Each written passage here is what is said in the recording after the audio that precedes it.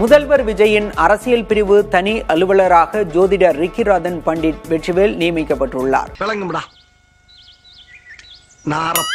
அரசாங்க போஸ்டிங்க வாங்கி கொடுத்து அரசாங்க பணத்துல, அதாவது நீங்களும் நானும் கொடுக்கக்கூடிய வரி பணத்துல மாசம் 5 லட்சம் ரூபா 6 லட்சம் ரூபான்னு சம்பளம் கொடுக்கக்கூடிய இடம் இருக்குல்ல, அது ரொம்ப பெரிய ஆபத்து. மக்களோட பணத்துல யாருக்கு புகழ் பாட பாக்குறீங்க? ஊராம் வீட்டு நெய்யில உங்க வீட்டுக்கு ஸ்வீட் செய்யாதீங்க. கண்ணாடி சார் அது நம்ம மூஞ்சி அப்படி இருக்கு. பஞ்சாயத்தடா முடிச்சு பாரு, நமக்காக அம்பட்டு பெண்ணும் பிள்ளை குட்டியோட வெயில்ல காத்து கிடக்குறாங்களே. இவர் இந்த விஜய் வெற்றி பெற்று கொண்டிருக்கிறார் அப்படிங்கிற தகவல் வரும்போதே பொக்கே எடுத்துக்கிட்டு சிவப்பு கலர் கார்ல அவர் வீட்டுக்கு வந்த நபர் பார்த்திருப்பீங்க. எனக்கு முன்னாடியே நீ வந்துட்ட. என்னது முன்னால வந்துட்டியாவா? என்னடா பார்ட்னர்ஷிப் மாதிரி பேசுற? டேய், நான் யார் தெரியுமா? இப்ப ஹார்ட் அட்டாக் வரும் டாக்டர் சொன்னாரா, ஓம் சுராச்சாரி நமன் சொல்லுங்க. பதட்டப்படாதீங்க, பயப்படாதீங்க. அதுக்கு ஒரு காலம் இருக்கும். உங்களுக்கு ஒரு மரணம் நடக்கணும்னா கூட அதுக்கு ஒரு காலம் இருக்கும். அந்த காலத்தை நான் உங்களுக்கு சொல்றேன். நீங்க வேணாம் நான் சொல்லுங்க. அந்த காலத்தை எப்படி தாண்டி வர்றதுன்னு உங்களுக்கு நான் வழிகாட்டிடுவேன். கண்டிப்பா நோய்கள்ல இருந்து ஜோதிட முறையில எளிதா தப்பிச்சுக்கலாம். இதெல்லாம் இருந்தா இந்த நாடு உருப்படுமா? இந்த புரியுது. இத கொண்டு போய் புடிமானக்குள்ள வச்சு அமுக்கு. அவருக்கு ஒரு அரசாங்க போஸ்டிங். அந்த போஸ்டிங் என்ன posting? Officer on special duty. என்ன கொடுமை சரவணன். நம்ம இறையன்பு ஐஏஎஸ் அவர்கள் இருந்தது, உதயச்சந்திரன் ஐஏஎஸ் அவர்கள் இருந்தது. இப்படியான பெரிய பெரிய தலைக்கட்டுகள் இருந்த ஒரு இடத்துக்கு கிளி ஜோசியம் பார்க்கக்கூடிய ஒருத்தர் கொண்டு உட்கார வைக்கிறாங்க. உனக்கெல்லாம் வெக்கமே இல்லையாடா? சோறு தானே திங்கிற. எரிச்சல் வருது இவனை. நான் கெட்ட வாரத்துல திட்டி போயிருவேன். அப்புறம் பெத்தம் கொதிக்குது உன்னை பார்க்க. அவருடைய டைரக்ஷன் படி தான், பொலிட்டிக்கல் அட்வைஸ் படி தான் விஜய் இயங்க போறாரு அப்படின்றத சொல்றாங்க. இது நல்ல சீட்டா? இது ஐயா கிட்ட திறந்து காமிக்கலாமா? இதனால ஐயா ஒரு தோசம் போயிருமா? ஓவரா ரீட் அடிக்கிற குடு. அண்ணனுக்கு வந்திருக்கிறது சிவன் விஷ்ணுவுக்கு பரிகாரம் செய்யக்கூடிய ஒரு நபர் அந்த கோட்டையில என்ன செய்ய போறாங்க? விஜய வச்சு செய்ய போறாங்க அப்படின்றதுதான் அர்த்தம். ஆம்பளைக்கு பொம்பளை வேஷம் போட்டவங்க சுத்த ஆரம்பிச்சுட்ட. இப்படியே சுத்திட்டே ஒரு நாள் பைத்தியம் புடிச்சுதான் நான் சுத்த போறேன். தலைமை சேரங்க விளங்கிரும். உனக்கு ஆடவும் தெரியல.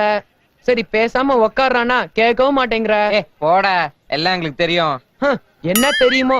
அவரை வெறுமனே விஜய் வீட்டுக்குள்ள இருக்கிறாருன்னா நம்ம இதை கேட்க போறதே கிடையாது. அவர் வீட்டுக்குள்ள என்ன யாக வேணாலும் நடத்திட்டு என்னத்தையோ பண்ணட்டும். நீ பொட்டி கடை வச்சுக்கோ, துணி கடை வச்சுக்கோ, இந்த இவனை வேணாலும் வச்சுக்கோ, என்ன வேணா வச்சுக்கோ. ஆனா அதுக்கு ப்ரொடெக்ஷன் கொடுக்குறது யாரு?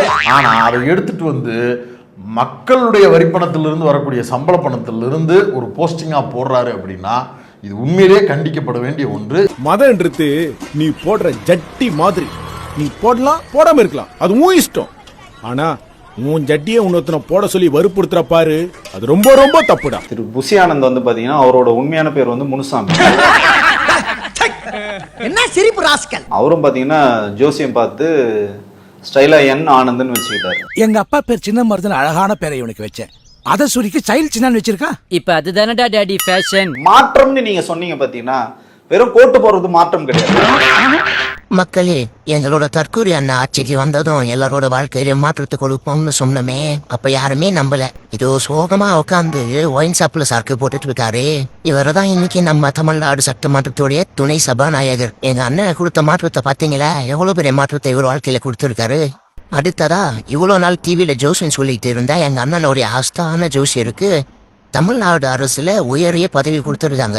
அதாவது எங்க அண்ணனுடைய அரசியல் உதவியாளரா, ஆபீசர் ஆன் ஸ்பெஷல் டியூட்டி அப்படிங்கிற டாகத்தில அவருக்கு ஒரு பதவியை கொடுத்துருக்காங்க. இனிமே தமிழ்நாட்டுல எந்த விஷயம் நடந்தாலும் பஞ்சாங்கம் பார்த்து நல்லா கெட்ட நேரம் பார்த்து தான் நடக்கும். அப்படிப்பட்ட ஒரு மாற்றத்தை எங்க அண்ணன் கொடுத்திருக்காரு. இதை விட உங்களுக்கு வேற என்ன மாற்றம் வேணும்? ராத்தன் பண்ணிட்டே ஜெயலலிதா அவர்கள் கூட இருந்திருக்கிறாங்க. அங்க சிக்கலாகி தப்பா சொல்லி அடிச்சு துரத்தி இருக்காங்க. டேய், எவ்வளவு அடிச்சாலும் சொர்ண இல்லையாடா? யாராவே சொர்ணைய பத்தி பேசுறதே? நான் தான்டா. நீ இல்லப்பா, ஓ வாய்ஸ் எனக்கு தெரியாதா? அப்புறம் அஜித் ட்ரை பண்ண முடியுமா? அஜித் கிட்ட எவ்வளவு முட்டி பாத்துருக்காரு. என்னிடம் வராதீர்கள் தம்பிகளே, வகுந்து விடுவேன், எழுத்தாணியை சங்கிலே குத்தி விடுவேன். இதெல்லாம் போகாத போய் தான் இப்ப இவர்கிட்ட வந்திருக்காரு. இவரு நம்பி இருக்காரு இவர் சொன்னதெல்லாம். உன்னை நம்பி வரான்னா அவ எவ்வளவு பெரிய தத்தி முண்டமா இருப்பான். 5 லட்சம் ரூபாய் கோட்டை போட்டு தான் உட்காடுறீங்க. டெய்லி கோட்டு தான். இது ஏனுக்குள்ளடா அடைஞ்சு எங்கடா அடைச்சு? ஏய், கொலை கொடுத்து வாங்கிட்டு வந்திருக்கேன். போய் கைட்டு போட்டு வாடா. ஏய், கைட்டு போட்டு வாரே, புடிங்க அங்கிட்டு தூக்கி வரவா. நேத்து சில போஸ்டுகள் பார்த்தேன். இனிமேல் அவர் தளபதி விஜய் கிடையாது, காம்ரேடு விஜய். பிஞ்சிரும். ஐயோ, நான் அப்படி சொன்னவே இல்லையே. எந்த காம்ரேடு ஜோசியக்காரங்களை கூட்டு சுத்துறாருன்னு தெரியலையே. அப்படி துப்பு. திருச்செந்தூர்ல இந்த பண்டிட்டு சொல்லிதானே இவர் போய் வந்து சத்துரு சம்ஹார யாகம் நடத்தினாரு. இனி பூரா பேரும் கிளம்பி போவான். எங்க கொண்டு வந்து நிறுத்திக்கிற பாத்தியா? இது வந்து RSS விரும்பும் ஆட்சியாக இது அமைந்திருக்கிறது. ஒத்துக்கிட மனசு இல்லனாலும் அதான் நேசம். யோ கிரிசு, நீங்க என்ன கேட்டீங்க? சனாதனத்தை ஒழிப்பேன்னு சொன்னீங்க, உங்களை ஒழிச்சிட்டாங்கன்னு. அவரை ஒழிக்கல, அவர் சட்டமன்றத்துக்கு போனாரு, சனாதனம் ஒழிக்கப்படணும் மீண்டும் சொல்லிட்டாரு. மக்களை பிரிக்கும் சனாதனம் நிச்சயம் ஒழிக்கப்பட வேண்டும். சனாதனத்தை பாதுகாக்கணும்னு சொன்ன ஒரு பய அவையில கிடையாது. ஒரே ஒருத்தர் வயசான ஆளு. கிரிசே ஃபீல்டுல கிடையாது. என்னடா இது மதுரைக்காரனுக்கு வந்த சோதனை? நீங்க இனிமேல் சொல்லுங்கன்னு கேட்டீங்கல்ல, சொல்லிட்டாரு. வாயை திறங்க. யோ பேசு. பேசியா? பேசுடா. பேசுடா கொஞ்சம். பேசுடா. இப்ப இதே இடத்துல பெரியார் திடலுக்கு போன விஜய் வாழ்க வாழ்க வாழ்கவே. வாழ்க வாழ்க வாழ்கவே. சமூக நீதி வாழ்கவே. வாழ்க வாழ்க வாழ்கவே. வாழ்க வாழ்க வாழ்கவே. உரிமை வாழ்கவே. உரிமை வாழ்கவே. அண்ணா யாரும் தெரியுதா?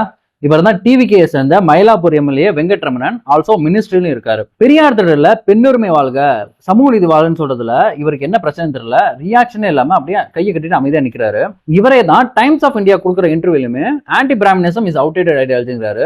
அது மட்டும் இல்ல, இப்பெல்லாம் யாரு சாதி பாக்குறானோ சொல்லியிருக்காரு. இது ஒரு பக்கா RSS வாய்ஸா இருக்கு. அதனாலதான் என்னமோ பிசிகே தலைவர் திருமாவளவன் கூட டிவிகே வந்து RSS பிள்ளைகள் நான் சொன்னது வந்து மாற்ற கருத்து இல்லை அப்படின்னு சொல்லியிருக்காரு. அது சரிதான். பார்ப்பனர்கள் எழுதக்கூடிய திட்டத்துக்கு வேலை பார்க்கக்கூடிய ஒரு அரசாகத்தான் இந்த அரசு, புதிதாக வந்திருக்கக்கூடிய தாவேக அரசு இருக்கு அப்படிங்கிறது தான் நம்மளுக்கு இருக்கக்கூடிய கேள்வி. நீ எல்லாம் ஒரு செக்ரட்டரி, இவனையும் நீங்க நம்பிட்டு இருக்கீங்க.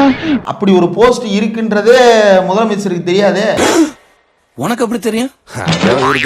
அந்த போஸ்டிங்க்கு தான் வர வேண்டும் என்பது ரதிரத்தன் பண்டிட்டுக்கு தான் தெரியும். ஆபீசர் அண்ட் ஸ்பெஷல் டியூட்டின்னு ஒரு போஸ்டிங் இருக்கு சார், அதுல நீங்க பார்த்து என்னை போடுங்க சார்ன்றதை இவரே தான் சொல்லியிருப்பாரு. அதேதான். அந்த சோசியக்காரங்களால எவ்வளவு வீட்டுல கல்யாணம் தடவிட்டு போய் கிடக்கு தெரியுமா? கல்யாணம் மட்டுமா குமாரு, இந்த ஒரு உயிரே போயிருக்கு. டியூஸ்டே அப்பெண்டிக்ஸ் டயக்னோஸ் பண்ணி எனக்கு ஆபரேஷன் தியேட்டர் ரெடி பண்ணி அன்னைக்கு நைட் ஜாதகம் பார்த்து டியூஸ்டே நல்லா இல்ல வெனஸ்டே பண்ணான்னு சொன்னாங்க. அன்னைக்கு நைட் அந்த பையன் அப்பெண்டிக்ஸ் ஸ்ட்ரக்சர் இறந்து போனான். வைத்தியம் பார்க்கறதுக்கு கூட ஜோசியம் பார்த்து ஒரு உயிர் போற நிலைமையில தான் ஜோசியக்காரர்களுடைய மனநிலையும் ஒரு மூர்க்கத்தனமான வேலையும் இருக்கு. சார் இவனை என்ன பண்ண சார்? இப்ப கிளியர் பண்ணிடுவான். ஜோதிடர் ரதன் பண்டிட்டுக்கு அரசு பதவி வாபஸ் பெற்றிருக்கிறது தாவேக அரசு. அடிச்சிருக்காட்டி அந்த மாதிரி அடிக்கடி எங்க அம்மா தூக்கி அடிச்சாம்பார் மேல கட்ட பறகுது கொட்ட தெரிச்சு. எப்படி நீ கலகஸ்தப்பா சொன்னாலும் சொல்லி இருப்ப, வெளியே போடா முதல்ல.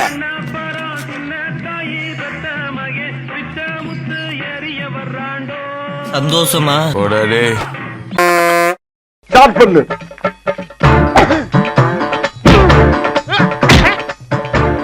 இங்கிட்டு வா. அப்படியா? படைக்கல மண்டல மட்டும் அடிச்சிடாத, குலக்கேசல் உள்ள போயிருவேன். சரியா? உங்க வீட்டு பிள்ளையா நினைச்சு எல்லாரும் என்னை மன்னிச்சிருக்க.